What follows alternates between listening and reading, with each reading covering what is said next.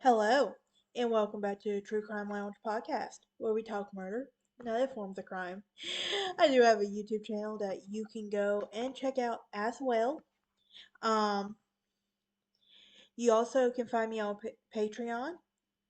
Um, and you don't have to, but if you join my Patreon, you'll receive early access to scheduled episodes just like this. Um, I also have a merch shop that you can go and check out as well.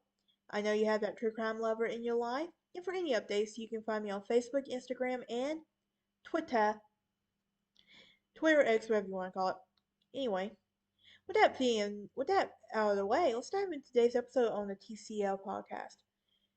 We are in our finale mini-series episode.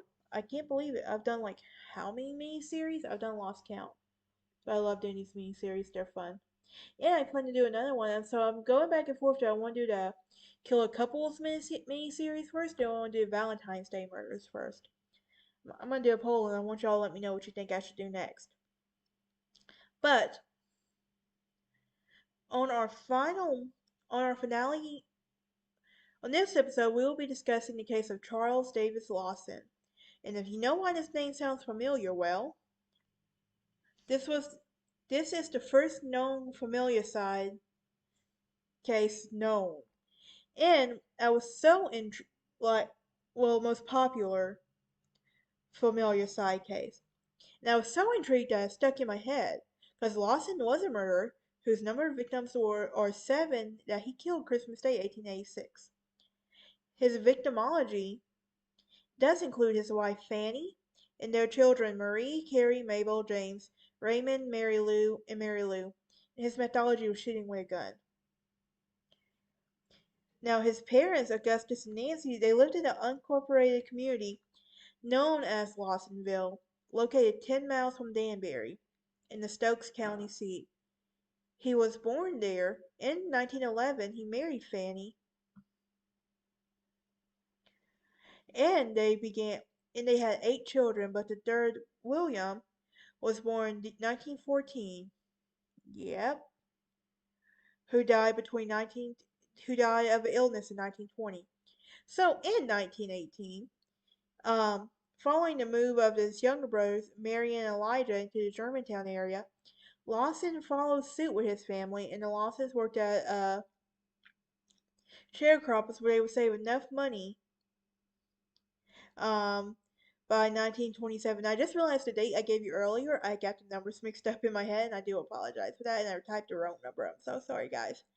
Anyway, so the day of the murders happened in 1929, and shortly before Christmas, Charlie Lawson took his family um, into town to buy new clothes and the family's portrait taken. Since they were far from wealthy, this seemed unusual, and their new clothes ultimately became burial outfits. On the day they became of the slaughter, with his daughter Carrie and Maybell, who was setting out to out at their uncle and aunt's house, Lawson waited for them to buy a tobacco barn. When they were in range, he had shot them with a shotgun, and they ensured that they were dead by bludgeoning them. He then placed the bodies into a tobacco barn. Afterwards, he returned to the house and shot Fannie, who was on the porch. And also, he had gun. As soon as the guns were fired, Marie, who was inside, screamed, while the 2 small boys, James and Raymond, attempted to find a hiding place. Lawson shot Marie, then found the 2 boys, and lastly, this one breaks my heart. Anything with kids, it breaks my heart, really. He would kill the baby, Mary Lou. It is thought that she was bludgeoned to death, and after the murders, he went into the nearby woods, and a few hours later shot himself. Here's the thing: The only survivor was their eldest son, 16-year-old Arthur, who had been sent to run an errand before starting a deadly work. Now, the bodies of the family members were found in the arms and crossed, the rocks under the heads, and the gunshots signaling Charlie Lawson's own suicide. By many, it was learned to be a gruesome event in the property and had already gathered.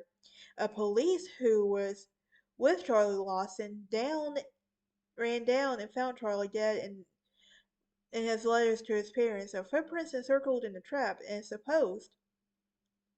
it was supposed to be have been pacing around. Now, there's been many speculations and rumors as to why Charlie Lawson would take the lives of himself and his families, and it was speculated that Charlie did not murder his family at all, that it was staged to look like Charlie had committed suicide. One of these explanations was that Charlie had witnessed an organized crime event that had been found out, and that his family was murdered for it. Another involves a black man Charlie had started a fight with. Neither of these rumors seemed plausible or could fit the facts. All signs obviously pointed to a murder-suicide. Then there was the incest theory, and it was said that it was not until the book White Christmas, Bloody Christmas was published in 1990 that a strong claim surfaced.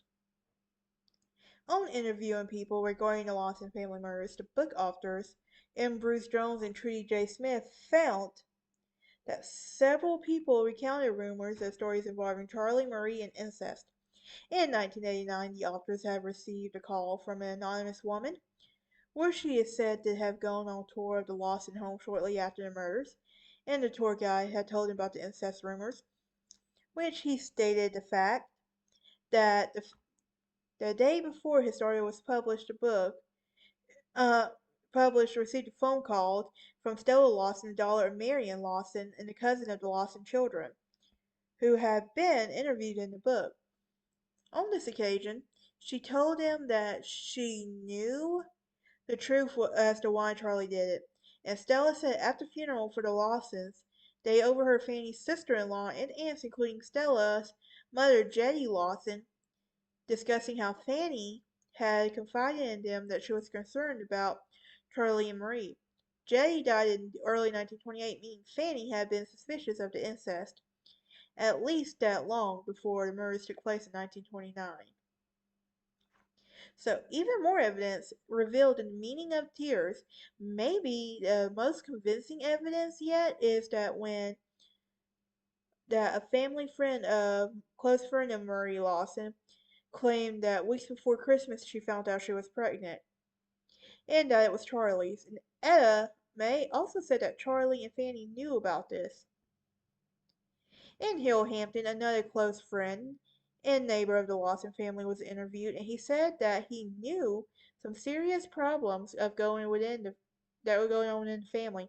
He knew the nature of the problem, but it was personal, and he didn't want to choose to reveal it.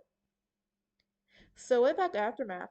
Well, shortly after the murders, Charlie's brother Marion Lawson opened a home to Brook Cove Road, and